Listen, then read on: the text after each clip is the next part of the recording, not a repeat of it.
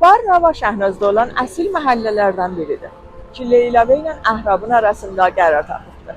Burada qədəm vurmaq həmişə adama bir dənə hissə nostaljik veribdir. Varnava əvvəldə Təbrizin dərvazalarından eşikdə idi və dolu idi xəndə ilə borcəklə. Ta 1193 Hicri qəmərdə Təbrizə bir bətər zəlzələ gəlir və Nasiruddin Şah olan qalan borcəklər də gəlir yıxır və buranı qatır Təbrizə.